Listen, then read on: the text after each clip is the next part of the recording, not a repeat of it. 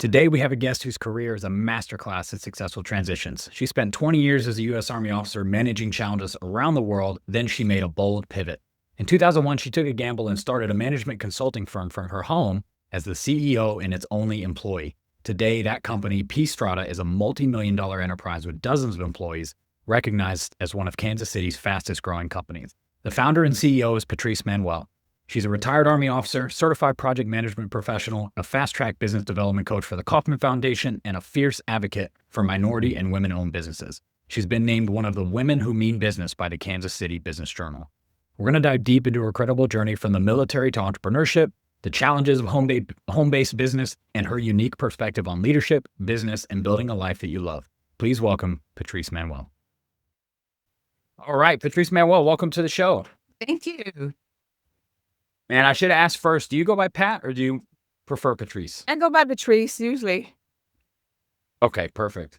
Well, so like I was just saying a second ago, I love talking to people like you because you've had what feels like 2 or 3 full lifetimes of experience and background and history, and that always makes for an exciting conversation and plenty of places for us to take it. But right now, your primary is the CEO at Strada, and I would love for you to just share, for people who aren't familiar with you or aren't familiar with the company, what does your role look like at the company and how does that fit into the bigger picture? Absolutely. Thank you.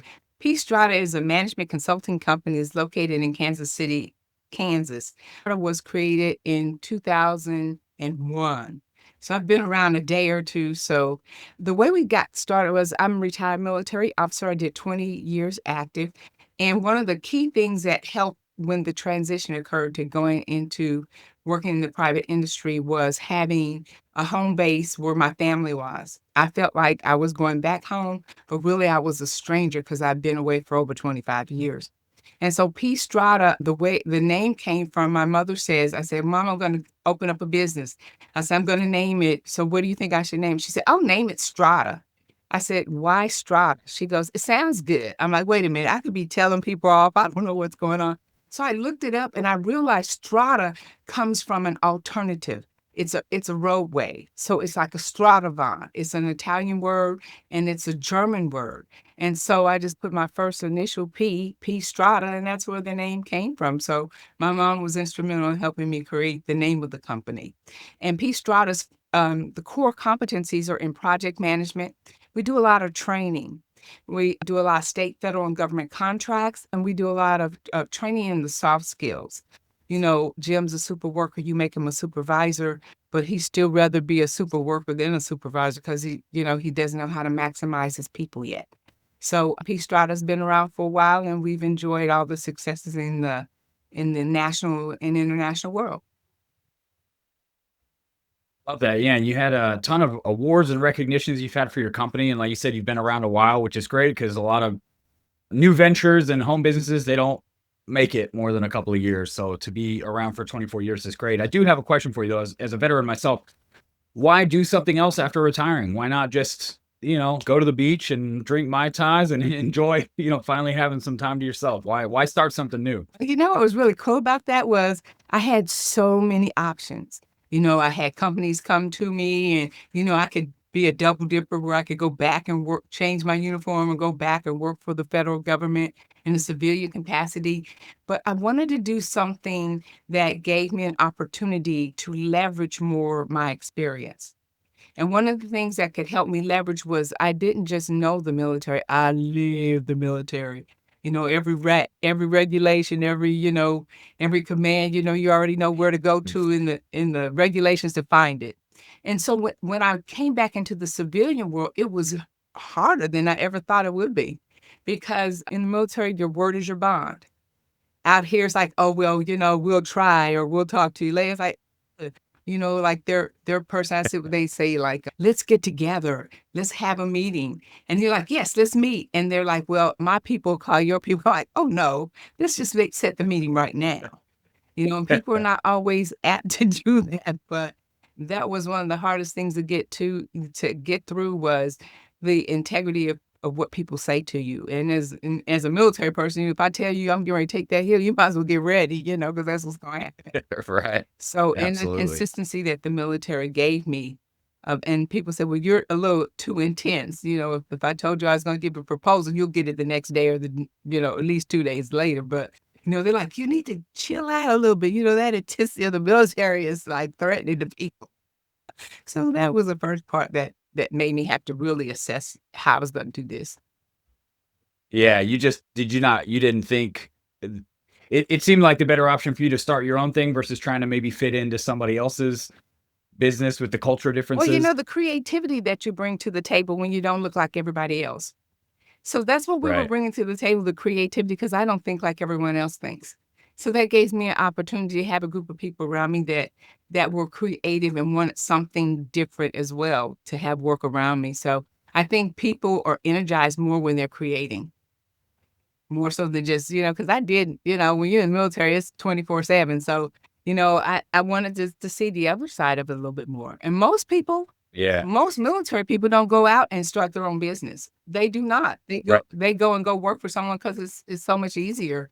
Or they go in Yeah. as a VP or something versus going in as being the person in charge of it all. Yeah, absolutely. I mean, when I was transitioning, it was really only those two routes. They either wanted you to lock down a job or go back to school. Those were the two options they were trying to push people towards. And I already had a business at that point that was generating money and had just started, and they tried to talk me out of it. They're like, "Are you sure? Like, shouldn't you maybe just get a job somewhere?" And I understand. Obviously, they want veterans to succeed and have some financial security and things like that. But yeah, it's no, I agree. Well, most people don't go out and start their own venture. But to your point, I mean, there's a lot of veteran-owned brands that do really, really, really well. They come out of the military and man, they hit the ground running and take They off. do. And some of them come out thinking it's going to be like the military, and it's not. Right. It's not. It's Holy not. cow, no kidding. It's a culture shock. You go from It is because you go from, I don't have to think about what to wear, who to salute, how to stand, where to walk. All that is told to me. And then you get out and it's like, you have to make all the decisions. There's no handbook for starting a business unless it's just like you have to make every decision, who to hire and what systems to have. And so, yeah, it can be a lot. There's no doubt about that. So what does a normal day look like for you as the CEO? What are you spending your time doing as part of the company? My goodness. At first, when you're first getting started, making sure you have the right people on the bus, and that's probably one of the hardest parts. You don't mind paying people, but you wanna make sure it's the right people on the bus, and sometimes people come more well, I just realized on resumes, people do not tell the truth. Oh my You gosh, really no wish you could kidding. ask people, "Are you on any deep medication that we need to know about?" But, by law, you can't do that. So, Right. Yeah. you just have to have a gut instinct about people. And sometimes you get the wrong person on the bus and you have to learn how to pause and pivot. And I think that's probably one of the key things is that you still have to deal, the military taught me how to deal with my gut in a different way than most people. And that my word is my bond. And that when I deal with Mhm. people, I need to deal with them with a level of love and integrity behind what I'm saying to look whether and see whether or not they're telling the truth and what they're responding back to. And so I think that Absolutely. the difference is, it's just it's good, but then it's not. It's just different. Yeah. And so is that the majority of your time now is focused on Oh, I'm sorry. You were leading asking me about what I or was doing team for the rest of management or So what I spend most of my time on is I spend most of my time on coaching. So I spend a lot of time now on coaching leadership development for the Kaufman Foundation. And that's a organization that has a coaching process to where I can give them a business plan at the end. And I do a lot of coaching on leadership development and supervisory and executive coaching. So that's the fun part, because when COVID hit, everybody else was talking about, oh, everything is going down. Like, wait, people are calling me left and right. They need some help, you know. So it was an interesting time during that time. So I spent a lot of time coaching and I spent a lot of time. Now I'm at a point in the business to where business is chasing me instead of me chasing it. So I have Oh, that's people who great. I've dealt with over the years that are calling say, "Hey, Pat, we've got this gig. We're doing this and doing that. We need you on this contract." And so that's a wonderful feeling to get to the point to where when you start off and you have 90 people and you decide that you're ready to go back down and take the business down to a different level in a different direction. So that's what I did about 7 years ago was change the direction because people were we used to do brick and mortar a whole lot. And now we don't spend all of our money on brick and mortar anymore. So, being able to pause and catch your breath and go in a different direction might be critical for your business. So that's something that people need to look at. Yeah, that's great. So I'd love to talk about you mentioned doing a lot of government contracts and obviously the leadership coaching. I'm just curious, like, have you found in these contracts, like, are you getting brought in for project management, or is it leadership development, or where do you find these contracts have really worked well for you? Hey, so now I'm at a point to where one of my mottos when I started the business was I'd rather have 10% of a watermelon than 100% of a raisin. So what I've learned how to do is to collaborate and partner with other companies that are out here doing it. And to be honest, the administrative portion of doing a federal government contract is time consuming. And I'd rather just do the work. And so I have a team of people that help me with doing the work. We're senior people and we just come on out here. We like to hit it, quit it, and go on. And usually our contracts last for about a year to 2 years in certain government arenas. We bid on contracts that deal with feasibility studies. We deal with contracts that deal with doing assessments. We deal with contracts like now we just put in to do a leadership development. We put a bid in to do some leadership development in Wisconsin. Part of it is face-to-face and part of it is virtual. So, virtual has given us an opportunity to do things just a little differently. But the rules keep changing. So you have to stay constantly up with the rules that keep changing with the federal government. Yeah. And for the leadership development, I would love to hear what is sort of the nature of what they're bringing you in for? Is it strictly to get that sort of alternative perspective of the leadership civilian combination? Or, I mean, what is the intent of those contracts, and Well, usually, and are people receptive? I mean, do you absolutely. find that these leaders are hungry to But grow and usually be what better? happens is people are in positions and they haven't really been groomed to be leaders because they're switching jobs so much. So, Right. Absolutely. yeah, I try to keep people in a perspective of understanding the fundamentals of how to deal with conflict resolution, managing up, listening to your people, how to maximize the people they have working for them versus them doing all the work themselves. Because, Mhm. when you get into a leadership role and you've never been there, then you tend to think you have to do what you used to do plus something else. And so you don't manage your people. So sometimes people are just like burn out because they're doing their job, plus they're doing, what they used to do because they're afraid to let go. And sometimes not being in control is the best way to have control over things. And to learn that when you're in management, you don't always have to speak. You can be quiet and let people around you help you be innovative versus you doing it all.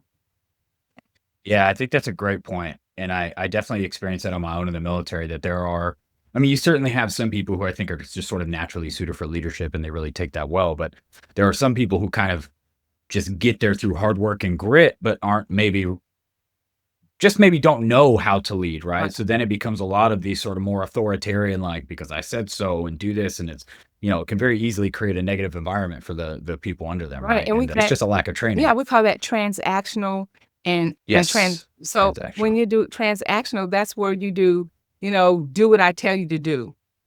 And Mhm. transformational is where you have the group decide. So there's a way that you have the whole group decide, and there's a way that you have an individual transactional and transformational. And in the transactional, that's required sometimes. I used to tell my folks, I said, listen, guys, it's mission first.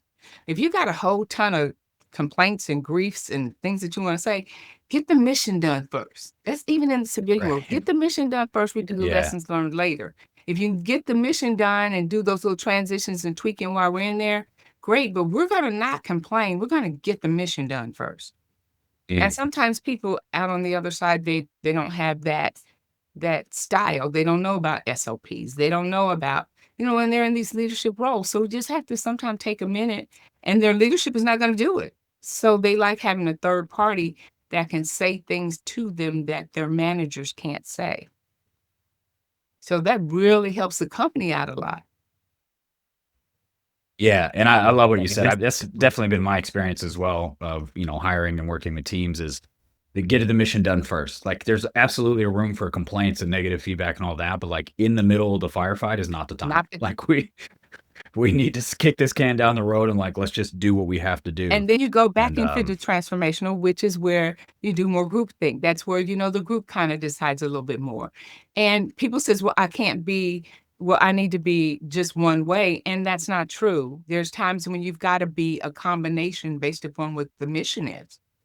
There may be Yeah. time where you have to sit down and do group think and have everybody's opinion and go with what works well for the whole group. But there's times when you cannot do that, and there's times where sometimes as a leader, you got to get out of the way and be a servant leader. So like, what can I do for you to help you get this job done more effectively and more efficiently? So that comes into play too. Yeah. I love that. So you've obviously been at this for a long time. I mean, and even longer if we talk about having 2 careers. I Yeah, mean, that's you amazing. too. So what trends are kind of on your radar right now that you're seeing in your industry that are potentially changing how you guys are doing things? I mean, what sort of has your interest that you're seeing start to develop in the marketplace? A couple of things that I've noticed is that AI has just like taken over everybody's mind, hearts, feelings. They're like, if you're not AI in every day, then you're not in the business. And that All right. partially is true, I believe. I believe you have to be it. I believe that you can't just sit on your laurels and say it's always worked this way and there's no other way to do it. But I think not having the fundamentals is even more pressuring. So one of the things I like about some of the AI things that I'm doing, I think one of them is, can I call a name or just leave the name out and just talk about the activity? You can say, Hey, yeah, you can say name, no problem. one thing that I use is Airtable, and Airtable gives me Okay. an opportunity to make sure that I have a process on how I'm doing things. It reminds me of when I was doing Fortran back in 1802, doing the basic fundamentals on, getting on the computer and having, the punch cards. That's way back, back on the computers. And what you would do, you would have to make sure you understand your process. So you had to have a flow diagram. And so what Airtable does is help you create your flow diagram to make things happen. And then you can turn around and put it into Perplexity or put it into, Chat GPT, and then it would go into the deeper levels that you need, which is kind of what we did in project management, which is the work breakdown structure.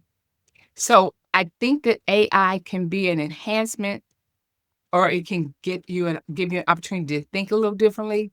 But I think if you depend on it, what ends up happening is you're missing some things. I think it can give you information overload. And I love that for just doing research. But I think when you break it down, you're gonna have to get in there and at least look at it very in-depthly. And now they've got software to where they look at it and it can tell you what percentage of it is from AI.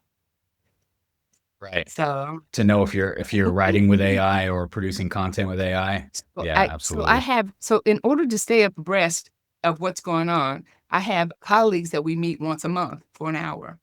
And just talk about what have we been doing differently and what are we updating and how are we managing things? How much of it is automated? How much of it is, you know, back to, getting in there and reviewing it and checking it out. I think what AI has given us an opportunity to do is to be more so all over the map, and that's not always good. Yeah, we refer to that in entrepreneurial circles. I'm in shiny object syndrome. It's that, or in the military, it's the good Like, idea fairy. We would talk about that. Yeah, exactly. Just bouncing all over the place. And I agree. And I've had to, people I've talked to that rely on AI a lot, they'll come with it like, hey, I just learned this thing. I'm like, have you vetted that information outside of AI? Because I'll give you an easy example. I created an automation. I can go to any recipe on the internet and click my agent and it'll automatically give me the ingredients, the recipe, like without all the background and all that stuff. But it's made some big mistakes. Like one of the examples, it wasn't in the ingredients, but it was in the first step to add water and it just skipped that altogether. It didn't have it in there. So it's like, so if you're not, like you said, if you're not actually reading the output and using your brain a little bit, it can help you think, but it's not going to think for you. It's just not there yet. and that's a side I that don't, that's a side that a lot of yeah, people, like, oh, I've got AI to do this. But and then there's right, some software that's out there now that helps with. Here's a good example. There's a Spectrum has a software that we're using to where anything that I've done, I can take the software and it will record it and put together an ad for me. So it will create the ad. I can go into that ad and change the color, change the font, change the verbiage, change the music. But sometimes it's like going to the grocery store, you got too many choices. right. So then you've got to, like when I go to the grocery store and there's too many choices, what I do is look to see what everyone else is buying. Which things are they kind of low on that everybody's been grabbing off the shelf. more so than the ones that are still sitting up there.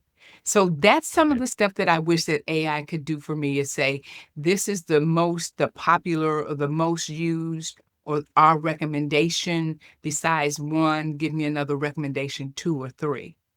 And so it was just really neat to have that software create ads for me, an advertisement for me to put based upon either my pictures or websites, or it goes in it from your phone, or it does it from your laptop. So it was really cool to have that kind of technology, where I used to spend thousands of dollars going and having a video shoot and having a script and having to walk up to the microphone and says, "Hello, good morning. My name is," and so the system does it, and it has more natural voices. And so I think that we're inundated sometimes with choices. Right. Yes, it's kind of like the shiny object you were talking about. It's like AI does have a tool. It's a tool in some respects where it makes things easier, but it also opens up hundreds of other options of, well, I could do that, or I could do this now, or now this is an option. And if you don't have discernment to be able to stop and ask yourself, but do I really need this? You can very easily end up just kind of spread all over the place, right? It's kind of like when you go to like all these networking events, and you're networking, and then after about a year, you're like, "Hey, have I gotten any work out of any of this? Has this ever added Right. up to anything? I done spent how much money to go to these little networking things?" You have Yeah. to discern what's gonna really give you the best bang for your buck. And that's Mhm. that's the side of it Absolutely. that's really awesome, is when you can discern what things do you really need to have and what things are just time spenders. Yeah. And so how have you seen has AI started to have an impact on how your business, your growth strategy, or how you're running your business yet? Or is it still just kind of, we use it a little bit, but it's not fully integrated into, how we're teaching and coaching and leading and managing projects? For some people, they're integrating it well. For other people, we're taking our time. And we still Mhm. we're about a half a knot back, where we're using the software systems that provide AI, and we have an option to use it. But then, like Monday is a project management software, and then there are a couple of other project management softwares that I use. And so they are now incorporating AI to help you to mind map out a little bit smoother, and you have an option. And I like the fact that they're giving it to you in an option versus telling you, "Oh, you got to use this in order to do this." So I still think that we're at the precipice of the change. It's kind of like in the military, when we were using, there was a generation that I was a part of that was map readers. We could shoot a back azimuth in a heartbeat. And we were on the precipice of GPSing. So, between the GPSing and the using the maps, you had to have a combination in case one of them wasn't working. So, we didn't have the faith in the systems like we do now with GPS. And so I don't think we have faith in the system of AI as solidly as we should, or as solidly as people would like, unless you're like in this generation. So if you're any of the previous generation, you're like, "Yeah, that's cute, but let's see where it goes first." So I still Right. have a lot of friends that are, we have our systems, but our systems incorporate AI as a learning, teaching, training, trying to make our way easier route, but we're not locked into it like, we did from mapping to GPSing, kind of like that Right. transitional stage, I Right. believe we're at. Yeah. Now, a lot of people are Yeah. busy. Right. No, absolutely. It's I got to learn a whole nother tool and a whole nother system and figure all this out. And yeah, where do you find the time for that? Yeah, I understand that 100%. I don't think it's going anywhere, but I also do think that there's an argument for some tactical patience on a lot of it. If for no other reason than a lot of the tools change so quickly. That's cute, And tactical so, patience, yeah. You get the yeah, smorgasbord, you got a whole ensemble of which to choose from, and so you go out there right. and say, "Well, which one should I select and why?" So I guess if you Yeah, have weight criteria, then it makes it a lot easier, kinda like when you're going to buy a car. What are your weight criteria to buy a right. car? What are your gotta have, must have, and Yeah, absolutely, I need some luxury. Whatever those things are, you need to look at that the same way when you're looking at AI. yeah, yeah. The way that we coach people to start is we basically try to look at all the processes that don't really require a human. Like what is the, hey, this data needs to go from here to here, or this text needs to go to an email. Like what are those things that we really could pull a human out of? And then how do we basically install AI employees to do some of those repetitive tasks? And then, like you said, now your people can start to kind of think higher because they're not so busy with the grunt work, so to speak, doing that stuff every day. Yeah, but then that's kind of scary for people too. It's kind of like when you send out an Right. email and it automatically sends a response back to you. That kind of thing. People are doing a lot more, and that's where you can take the humanness out of it, and you just put out a Yeah. generic kind of letter in the whole 9 yards. And now they've got AI to where it will respond in your voice and in your processing. So, if you're there, great. But if you're not there, then you slowly work there. I think it's Yeah. It is a process. And I wouldn't tell anybody, I would challenge people not to replace parts of their process where they feel a human still needs to be involved. Like if it's your business and you think a human needs, then absolutely keep the human touch. Don't put AI in just because you can. Because like you said, it's cold and we can still tell. I mean, we have this part of our brain that you could, like, this is a robot I'm talking to. It's just not quite perfect yet. And so yeah, I would say if there are elements of your business that are customer facing or human facing and you want somebody to be there, then by all means just automate everything else and then do that one thing really well, right? But then there's times when people, like you always pick up the phone and you call something and you get this dial 1 for this, dial 2 for this. And sometimes it'd be Yeah. really nice to have a person on that says, hey, Just and a talk to 'em. nice person, that smile on their face, they're ready to engage and say, hey, how are you doing? Right. What can we do for you? And how can I make your day better? What is it that you need here from us? And that kind of, sometimes people go, oh, our human voice. So, sometimes, we don't need to take it out so far that we lose contact with our humanity. Right. Absolutely. I agree with that. I'm curious. So what right now in the business, obviously you mentioned, making some changes 7 years ago, and then COVID obviously had its own changes. What is one thing that you're really excited about in the business? And what would you say is one thing that's frustrating you or if you feel like it's kind of holding you guys back right now? I think the thing that I'm really excited about is people are realizing that they need to have touch points again with other people. That soft skills, the Yes. human, the emotional intelligence, the being able to reach out and connect. I think that part is coming back, and I think that being able to do it virtually is becoming something that people are becoming comfortable with. At first, when people started doing virtual, I was fortunate enough that I joined Zoom way before it got, before COVID. So, they grandfathered me into the costing. So I'm like, yay, we can do this forever. And so being comfortable with that technology, and I think we are now comfortable with the technology. So that phase of where we are in our evolution is great. But I still think that we have to do face to face, eye to eye sometimes. And we're not good at that the way we used to be. We'll send somebody a text message instead of picking up the phone. And then the tonality of a text may not be the same as if we were face to face with someone. Right. You know, Yeah, absolutely. especially if it's an issue, you have to be tough on issues and tender on people. So, that kind of, And so you're seeing that as you're seeing more of a trend of people wanting to get face to face yeah, and wanting to get eye to eye with each other. Yeah, I love that. in a different way. You have Right. generations now that don't even talk to each other. They rather, like what, there'll be times where people would just rather send me a text than to say, hey, let's go to Right. lunch, or pick up a phone or something. Yeah. So you have to communicate with people in the best way that reaches them. Some people rather have it, some people never answer a phone, but if you text them, they'll respond back in 2 seconds. So, you have to understand how to communicate. I think we're getting more involved with being cognizant of who we are as individuals. I think self-love is not a bad thing.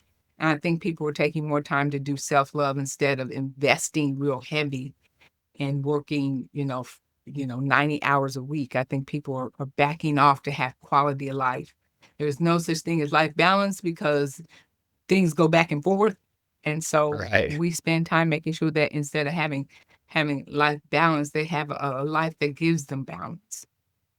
Because my Yeah, I needs, love that. yeah, I think about it. I've always thought about it as a life proportion, right? Mhm. It's never going to be 50% Yeah, work, yeah. 50% not.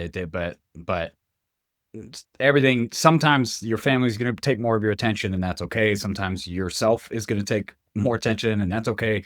And then sometimes you are going to be working long weeks, late nights, and And this is everyone life, right? It understands just, because you've given time to the other side.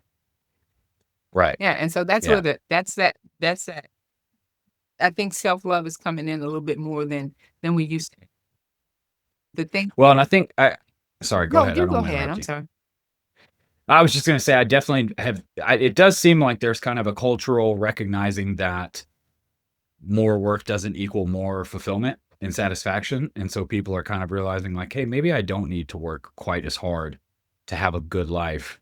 Like I've made all this money, but I'm still not quite fulfilled and happy. And all that. So what if I had less money, but I had more time to golf or jet ski or skydive, whatever it is that I want to do? Wouldn't I feel better about life? And most people are realizing like, yeah, I would. If I just did a little less work and more fun, I would feel more content Or and more learn how to fulfilled. focus when they are working. That too. Yeah, Holy so when cow. you're No in the kidding. game, be in the game, and when you jump out, you're cool with jumping out because there's no guilt associated with it. Like I had a girlfriend we worked together a lot, and so she came from some sheep farmers. She came from sheep farmers in Nebraska, and everything she did in the morning from evening was hard. And so when we got ready to do a project, she would make it hard. She goes, we got to do this, we got to do this, we got to do this. So wait, we're not sheep farming. Pull back, pull back. Because her work ethic was so strong that she had to learn how to balance that. And it's kind of like one of the first things I was taught to do as an entrepreneur was to stop doing housework, because the time and the hours and the dollar amount of my doing housework was not as great as my time and hours of doing my business. And so I love a clean house because you function better when there's not chaos going on all around you. But I learned how to task that out, and if you can task that out, you can task out a lot of other things. And so you Yeah, learn how to do things, determine what it is that you want, where you want your time spent. I think we're doing a better job of that now. for sure. I agree with that 100%. It So was what would you great. say is something that's frustrating you in the business? What's a roadblock or, something that you're anticipating having to overcome? I think one of the biggest frustration is people try to make being an entrepreneur sound easy. They're like, oh, you just put this thing in and you do this little thing in and poof, you'll make thousands of dollars. Da, da, da, da, da, da, da, da. But nobody Right. tells you all the hard work you have to do up front. Up That's right. front, paying attention and getting your head in the game is huge. And now everybody, it's a 3-step formula to do that or a 2-step formula to do that. And there's nothing wrong with that, except for the fact that they don't tell you about the grit and the grind that you have to do up front to get to that point. Yeah.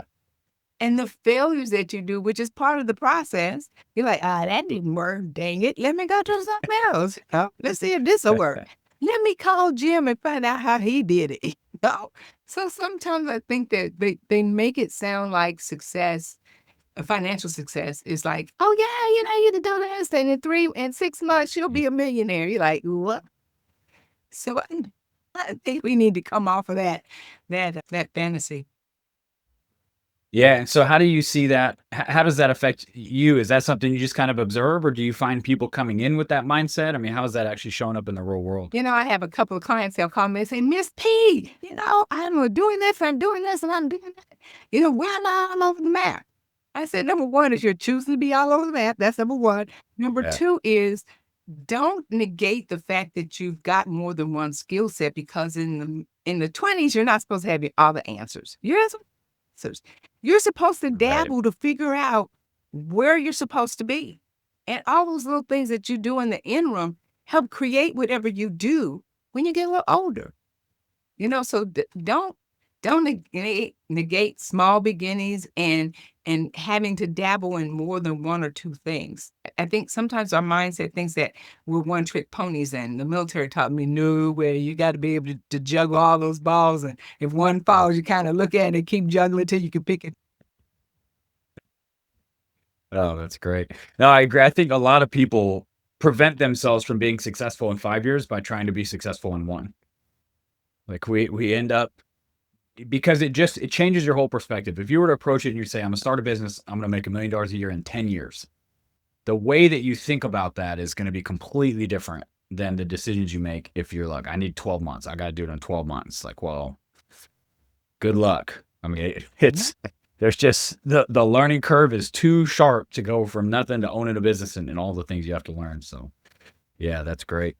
So for you now as a CEO, when you look at your business overall, I mean, obviously you guys have been around for a long time, successful, lots of business. How are you measuring? Is there a metric that you use to measure success or failure? Like, what are you looking at as the CEO to decide if we're on the right track or we need to do something different? I think number one is the client happy? Are we providing good customer service? Are we giving people what they're asking for, what they need? And one of the things I tell them is we hit the goal and then we go above. So I think that's so critical that you do what is expected and then give them what they don't expect. And when they don't expect, there's a level of gratitude that goes with that too. And so I think that the way we deal with it is that level of giving them more than what they ask for. And I think in being able to be able to drop back and punt, to make sure that we go back in at certain milestones and say, are we meeting your expectations? Are we doing what you need to have done? And the follow through and follow up is so critical. There are organizations I've been a part of or done things with that they never follow up. They'll give you something. They'll never say, how are we doing? What can we do to improve this for you? Or why don't we just have a meeting and just talk about where we are? So I think that we need to do that a little bit more. We get things and we just move out thinking that it's solved, and it's not always solved like that. Yeah.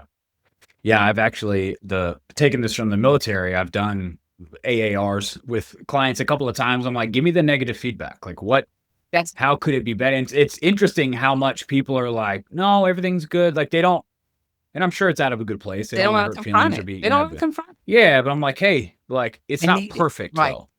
Like what could have been better? And even if nothing was wrong, like what would you love to have had? Like what would have made it, and trying to get people to have those conversations. It's just, I see very much a difference between the military and the civilian world. Cause if you mess up in the military, someone's telling you, you're not going to not hear about it. There's no sweeping it under the rug. So that's great.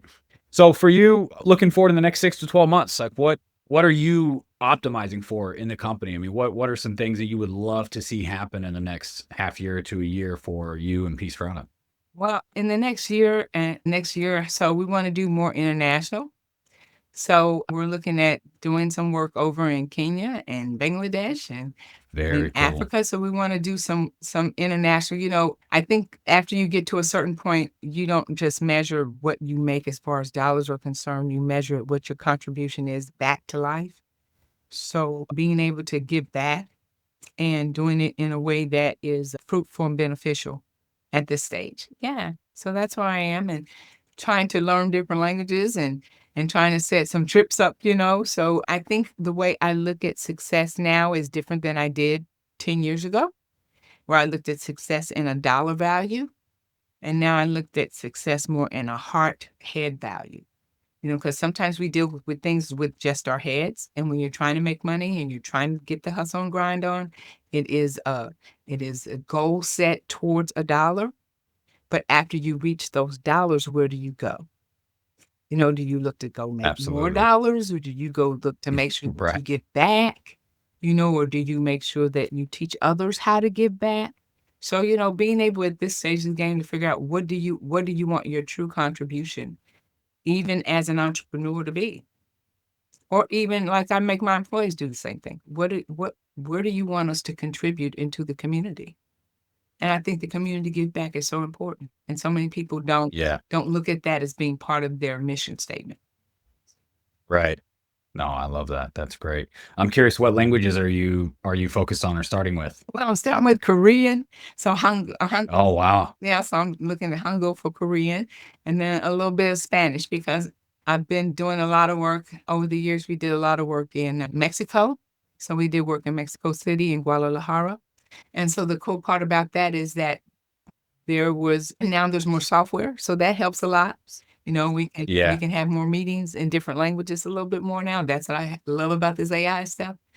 that, I can record it and they can see it in their language and we can have more open communications. And just to be able to go to the Far East and experience the Philippines, and I've been to Korea a couple of times, probably about 5 or 6 times. But I would love to go to Wow. Vietnam and to go and see how I love history. So I'd love to look at the historical perspective of our interactions in different countries as well. That's great. Yeah, I've been studying Spanish for a while because we spent half our time in Costa Rica, and I just find it such I've always loved languages. I've always learned, I learned Arabic in the army and Spanish now, and it's amazing how quickly you connect with somebody when you can speak to them in their language. I mean, it's just an instant level of rapport, and from my perspective, just demonstrating respect, right? It's like I'm not gonna come to your country and expect you to cater to me. Like, I'm as childish as my speaking might sound, I'm gonna do my best to meet you where I can. Yeah, and the same way as when we have people that are international come to the United States, they love to practice English on us, and sometimes we have to have Right. patience. And so, Mhm. deal with people with love and compassion and servant's heart is where I usually take my direction. Yeah, I love that. And I read, speaking about the international focus, that there was an international forum that you brought to the USA for the first time. Is that correct? Absolutely. So we brought what was called Futuralia, which is a French-based forum into the United States. We went to France a couple of times, up in Little France to do it. We've been to Mexico doing and what it is a consortium of small and medium-sized businesses doing international work. And so it took us to Bangladesh, and it taught me how to work internationally by making sure that I addressed that international community from home first. So if I wanted to, like, we were going to go to Bangladesh at one time to we looked at putting a facility, a garment facility in Bangladesh. And in the process of doing that, we wanted to connect with the people in Bangladesh. And so what we did was we had a forum where we got with the people here in Kansas City that were in Bangladesh. And so when they had a typhoon, we sent money to that particular area, direct cash to them. And the person who was over the city just loved the fact that we did that directly to them. And then when we went there, they sacrificed the chicken for us, so we thought that was great, with the alligators. So that was just like, oh my goodness, so that was a position of honor that they gave me, even as a woman in a Muslim country. And so when we go to countries like that, we have to learn how to respect their culture, not insult them, not do things that make them say, like they used to say to us in France, oh, those damn Americans. So you know, That's right. being able to respect everyone for who they are and what they bring to the table. Yeah, we were in France last year and absolutely loved it more than I would like to admit because we do seem to have that US French tension, it seems like. But I agree. And I mean, that's what I love about travel is I think life is better when you understand all the different ways of seeing the world, right? I think it would be pretty boring if I went everywhere and it looked just like America. It would be, why would I need to go anywhere? I know what it looks like, but But we don't so have any that's a history. We cool don't have any experience. history. We gotta go places where they have real history. Yeah. That was cool about France. I'm like, this building is older than the whole country of the United States. Like, which is just wild to think about. Yeah, that's wonderful. So we're coming up on time, and obviously I don't want to keep you any longer than I promised. I just have one last question. So if you had a magic wand for P Strada over the next 12 months, what would be one problem you would solve or solution you would implement or one thing you would do for you and your team going forward? I guess the one thing that I would implement for myself and my team going forward is to continue to think and to have independent thought processes, critical thinking processes, to where, you don't get so complacent that you stop innovating. And sometimes people have a propensity to stop innovating because they get complacent because things are doing it for them. And so I Yeah. don't want to take man out of the processes that we have to the magnitude of where it disrupts.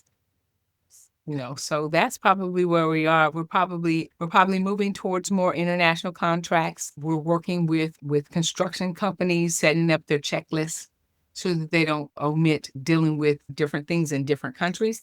Like one of the first things you got to deal with when you're in some different areas in Africa is making sure that if you're doing construction that you understand which tribe is the lead tribe in that area. So, you can't deal with one group and not deal with the other. You have to know which is the lead tribe and the people you really need to talk to. So, just communicating and how people deal with work differently. Their work ethics are different, and how they approach people, and how long it takes to get a contract out. So it's just been interesting to have a different, and I just want my folks to stay open to that, Yeah, to creativity and innovation, and that we're not all at the same place at the same time.